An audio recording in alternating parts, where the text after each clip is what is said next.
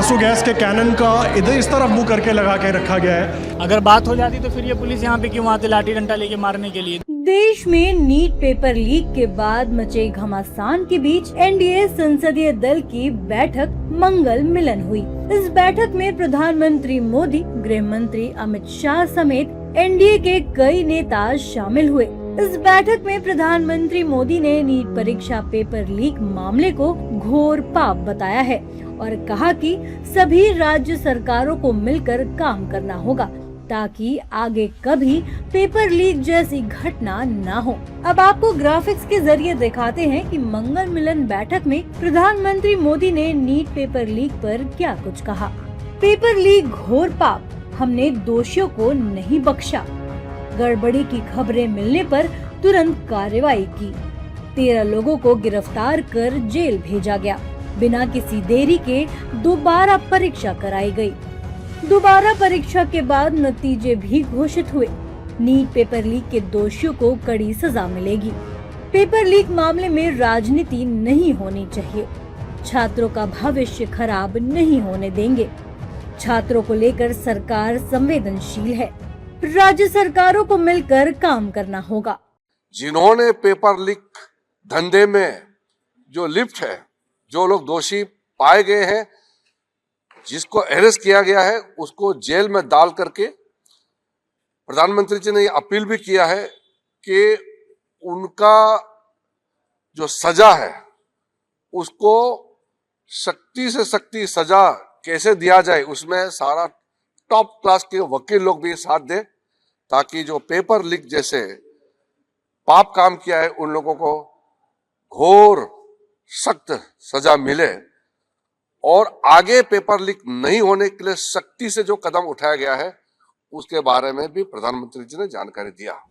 NDA संसदीय दल की बैठक में प्रधानमंत्री मोदी ने कई अहम मुद्दों पर भी बात की। इस बैठक के बाद चिराग पासवान और रामदास आठवले ने क्या कुछ कहा, देखिए। प्रधानमंत्री जी ने जो नीट एग्जाम के संबंध में बताया है कि भाई ये जो हुआ ये ठीक नहीं हुआ है और लाखों स्टूडेंट को इसकी तकलीफ भी हुई है। जिन लोगों ने इसी तरह का ये प्रयत्न किया है वो सब लोगों को पकड़ा है और उनको कड़ी से कड़ी सजा मिलनी चाहिए, ये भी उन्होंने बताया है। और ये भारत सरकार के साथ साथ राज्यों की भी जिम्मेदारी है। जिस राज्य में एग्जाम होती है उस राज्य के प्रशासन ने भी उसमें ध्यान देने की आवश्यकता है। युवाओं को लेकर, छात्रों को लेकर प्रधानमंत्री जी की सोच, उनकी चिंताएं उन्होंने साझा की और भविष्य को लेकर, उज्जवल भविष्य को लेकर छात्रों के, युवाओं के, ये तमाम विषयों पर चर्चा हुई। वहीं नीट पेपर लीक पर राजनीति रुकने का नाम नहीं ले रही है। कांग्रेस इस मुद्दे पर लगातार सरकार को घेर रही है।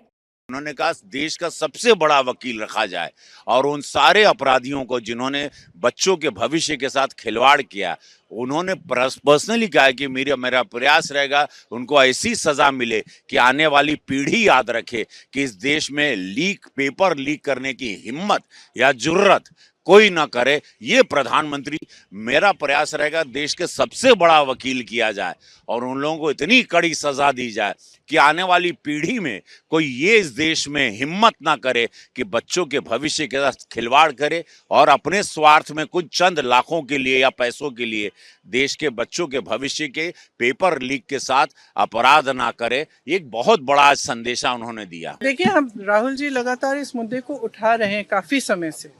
ये कोई नया मुद्दा नहीं है, लेकिन इशू ये है कि ये बार बार हो रहा है और इस पे कोई कार्रवाई नहीं होती है।